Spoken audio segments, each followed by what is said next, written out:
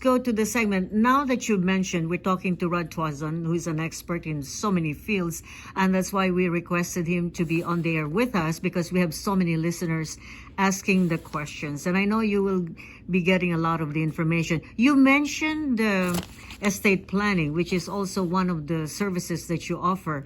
Now, it's true. A lot of people would like to save on, asking someone to have their trust account. But first and foremost, we'd like to ask about this, about financial planning. Is it important to have a living trust?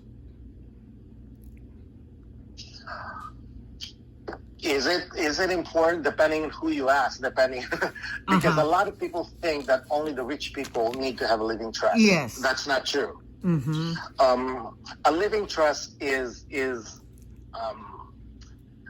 especially a living revocable trust, yes, is what basically having it basically would protect your assets. And one of the main reasons to do it is probate avoidance. Yes. Bypass probate and make sure that the properties flow through your heirs as you've outlined in trust documents. For example, if you have one property and the value per property is $500,000 and you did not do anything at all, and say hypothetically your property is just under your name, you don't have any joint living, you don't have any joint tenant, and you have a will, but you have the deed, so you pass away. So what's going to happen is, at least in California, you're going to go, before you transfer the title from your property to your beneficiary, for example, to your son or your daughter, it needs to go through the probate process. And the probate process, and on the top of my head, it will cost you or your beneficiary, your heir, 1% of the first 100,000. That's already 1,000. I'm sorry, 3% of the first 100,000.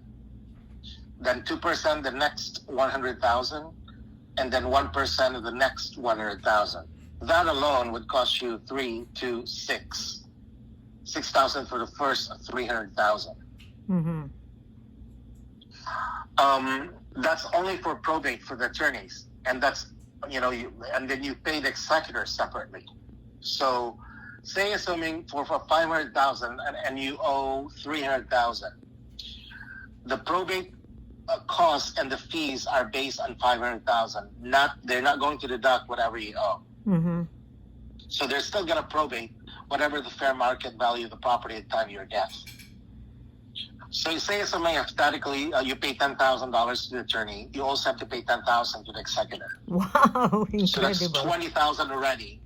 That's taken out of your beneficiary's, inheritance, mm-hmm, when he sells the property. A lot of people don't recognize that. Yes. It's too expensive to have a living trust done, but they didn't realize that it's going to be more expensive when they pass away, and then the beneficiary will take over. Now, that doesn't necessarily mean that your beneficiary cannot do a self-administered probate. Uh-huh. I see.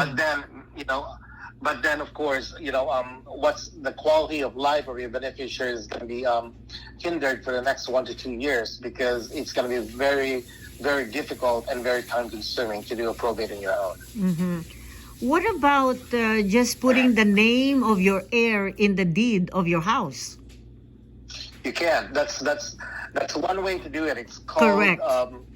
There's a simple way to leave your residence to beneficiaries without the need of a probate. Yes. But however, half of the states, make sure whenever you leave in a state, you have to check it with your state, have some form of called transfer of death deed. It's called TOD deed. Mm-hmm. A transfer and death deed form is a deed that serves as a substitute for a will. Uh-huh. So like a will, a TOD, or a transfer and death deed, allows property owners to designate the beneficiary to inherit the property on the property's owner's death. So the most important benefit of TOD, I usually just say TOD, yes, TOD, account is simplicity. It's That's very right. simple. Mhm. Estate planning can help minimize the legal mess left after you die. Without it, the probate system can take over the distribution of your assets. It can also